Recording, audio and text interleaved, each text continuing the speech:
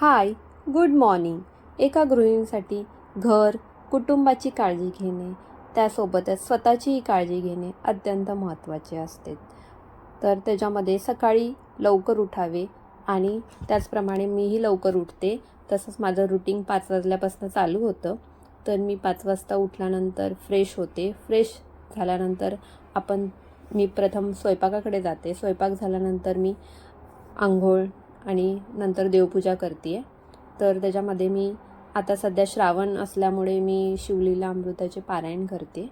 तर पारायण झाल्यानंतर मी चहा घेतला आणि चहा मस्तपैकी एन्जॉय केला. आणि चहा झाल्यानंतर मी माझ्या ह्याच्यामध्ये एक हळीवाची खीर बनवली आहे.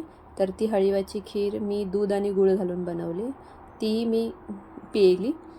तर असं झालं माझं ब्रेकफास्ट.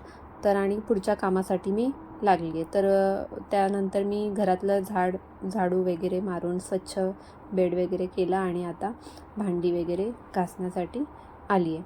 तर भांडी वगैरे आता घासून पुढचं कामही करायचे आहेत. तर भांडी झालेत. तर आता मी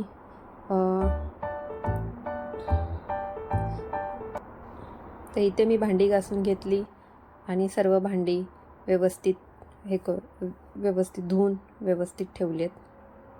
तर त्यासाठी आता पुढचं काम म्हणजे कपडे सुकत घालायचे आहेत.